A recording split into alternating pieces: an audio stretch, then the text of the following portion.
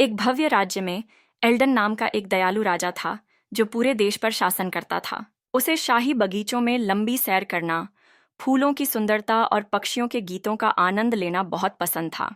एक दिन एक शांत तालाब के पास टहलते समय राजा ने कुछ असामान्य देखा।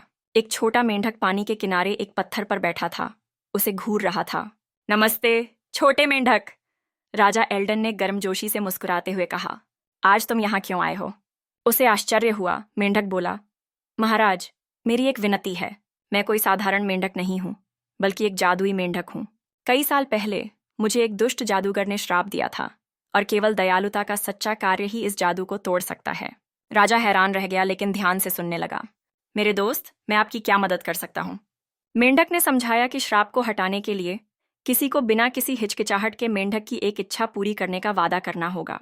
इच्छा कुछ भी हो सकती थी और मेंढक को उम्मीद थी कि राजा की दयालुता उसे आजाद कर देगी। बिना कुछ सोचे समझे राजा एल्डन तालाब के पास घुटनों के बल बैठ गया। मैं वादा करता हूँ छोटे मेंढक कि मैं तुम्हारी एक इच्छा पूरी करूंगा।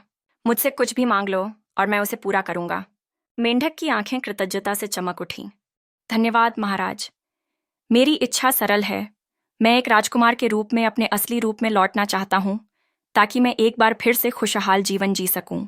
राजा ने सिर हिलाया और अपने हाथ की कोमल लहर के साथ मेंढक की इच्छा पूरी की। एक पल में मेंढक शाही कपड़े पहने एक सुंदर युवा राजकुमार में बदल गया।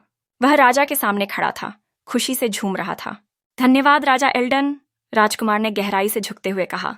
मैं इतने लंबे समय से उस रूप में फंसा हुआ था, लेकिन आपकी दयालुता ने मुझे आजाद कर दिया है। मैं हमेशा आभारी रहूंगा। राजा एल्डन गर्मजोशी से मुस्कुराए। मदद करना सम्मान की बात थी। अब जाओ और वह जीवन जियो जिसके तुम हकदार हो। जैसे ही राजकुमार तालाब से बाहर निकला, वह राजा की ओर मुड़ा। मुझे भले ही श्राप मिला हो, लेकिन आपकी दयालुता का कार्य ही असली जादू था। आपने मुझे दिखाया है कि सबसे बुरे समय में भी एक दयालु हृदय प्रकाश ला सकता है। उस दिन से राजकुमार और राजा घनिष्ठ मित्र बन गए।